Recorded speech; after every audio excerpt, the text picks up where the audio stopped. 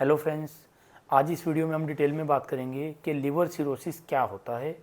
ये किन पेशेंट्स में हो जाता है या किन कारणों से होता है और उसके क्या क्या साइन सिम्टम्स होते हैं। सबसे पहले हम बात करते हैं कि लिवर सिरोसिस क्या है। लिवर सिरोसिस को हम इस तरीके से समझते हैं कि जो हमारा जो लिवर है वो एक तरह से एक स्पंज या फिर फोम टाइप से होता है,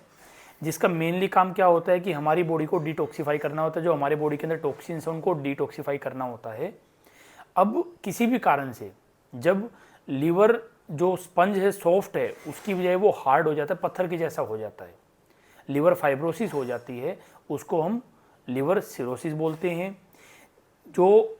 बहुत सारे अलग अलग कारण होते हैं जिसकी वजह से ऐसा हो जाता है, और जो जिसकी वजह से फिर बाद में क्या हो जाता है कि जो लीवर का जो मेनली काम है डिटॉक्सिफाई करना है, जो हमारे खून को साफ करने का काम है, वो काम प्रॉपरली नहीं हो पाता है। बॉडी के अंदर वो टॉक्सिन्स है वो इकट्ठा होने शुरू हो जाते हैं, और जिसकी वजह से अलग अलग तरह के फिर आगे साइन सिम्टम्स आने शुरू हो जाते हैं। अभी इसमें हम बात करते हैं कि लिवर सिरोसिस के क्या क्या कारण होते हैं, क्या कॉजेज क्या होते हैं। तो कारणों की सबसे पहले बात करें तो सबसे मेन जो कारण होता है वो होता है कि अल्कोहल। जो लोग बहुत ज़्यादा अमाउंट में डेली अल्कोहल का इंटेक करते हैं, जो शराब पीते हैं, उन लोगों में धीरे धीरे फिर लिवर सिरोसिस, लिवर पहले फाइब्रोसिस होता है, फाइब्रोसिस के बाद में लिवर सिरोसिस हो जाता है और उनका लिवर खराब हो जाता है।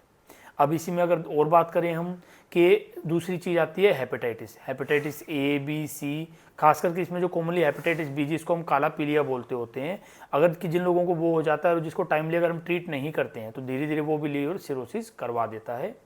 और अगर हम इसमें बात करें तो फैटी लीवर देखिए, अगर हम वैसे बात करें तो जो नॉर्मली लोगों में देखेंगे हम तो ग्रेड 1 फैटी लीवर बहुत कॉमन सा है, लेकिन जिन लोगों में बहुत ज़्यादा फैटी लीवर होता है, ग्रेड 2 या ग्रेड 3 तक जिनका फैटी लीवर होता है, तो उनमें भी हमने देखा है कि लिवर सिरोसिस के चांसेस बहुत काफ़ी कुछ अमाउंट में बढ़ जाते हैं। इसी में अगर नेक्स्ट बात करें तो ऑटो इम्यून डिजीज, कुछ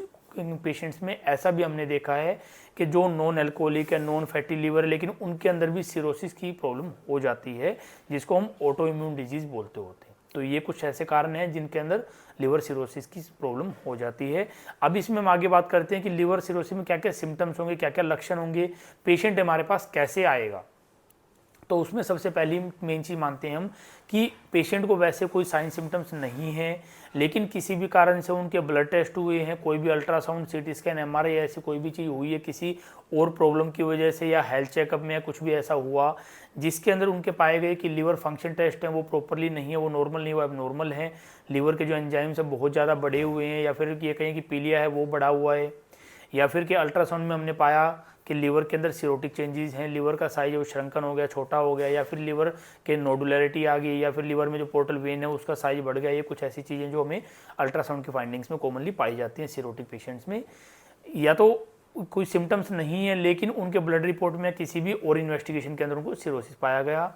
दूसरी जो हम देखते हैं बहुत कॉमन सा होता है कि जिन लोगों को सिरोसिस हो जाता है, जिनका लीवर खराब हो जाता है, उनको फिर पेट में पानी भरना शुरू हो जाता है, और वो पानी भरना एक ऐसी कंडीशन पे आ जाता है धीरे धीरे कि सारे मेडिकल ट्रीटमेंट लेने के बाद भी वो पानी कम नहीं हो रहा है, जिसको हम रिफ्रैक्टरी असाइटिस बोलते हैं। और उन पेशेंट्स को हर हफ्ते 4-5 लीटर पानी निकलवाना पड़ता है, ये नौबत आ जाती है, जिनको हम